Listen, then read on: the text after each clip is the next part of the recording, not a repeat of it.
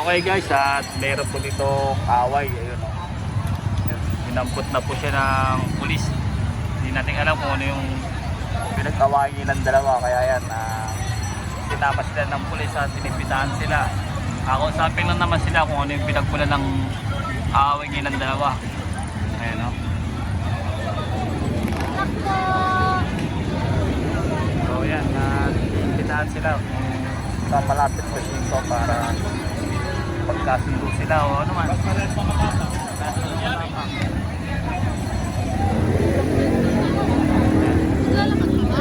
Parehas daw matapang yung dalawa. Kaya yan, at talagang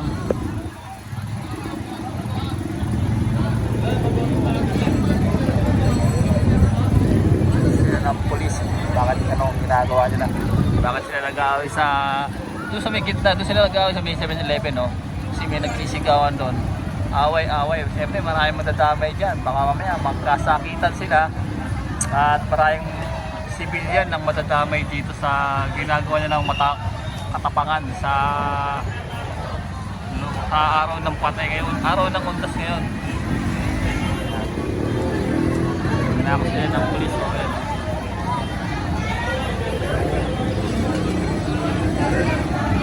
Sabi ng isang pulis kanina na narinig ko, parehas matapang yung dalawa. Siyempre, pag na yan, natuloy yung away niyan, maraming madadamay dyan, no? Mga dumadaan, mamaya magkapukulan ng bote, magkahawakan ng anong hawak man nila. O, diba? Kaya yun, mabuti na lang, at ito yung ating kapulisan dito, na mabilis responde. Agad silang inawat dito. Yan. Good job po sa ating mga naka-assign na pulis po dito. Buti na lang, naawat kagad sila at inausap sila ng ating mga magiginig na pulis dito. Yan dito ng MPPB.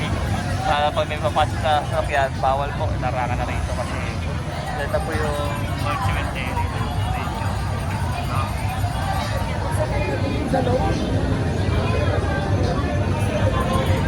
Nakapaliwanagan silang dalawa.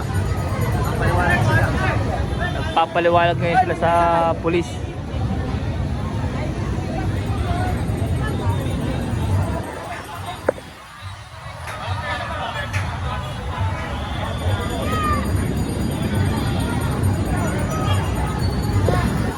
Mayroon tayo dito mga mga nakatoka na ating mga kapulisan, MTPB, MMDA, tapos syempre yung ating mga DPS, mayroon din dito nakatoka na mayroon dito sila naka-area na kapag replay nila yung pagwawalis po nila na tignan nyo naman yung kalsada, malinis, no? Walang kalat kasi nga inaagawa po ng ating mga DPS yan, dadamputin at polisin, iyagi sa truck ng DPS para suwabe, malinis yung ating kalsada dito sa lugar ng Aurora, Sagani Street, tsaka dito sa may Mendoza, diba? Pati sa may loob po ng sementeryo may nakatabay tayo dyan, no? Marami tayong ano dyan, full force. Okay.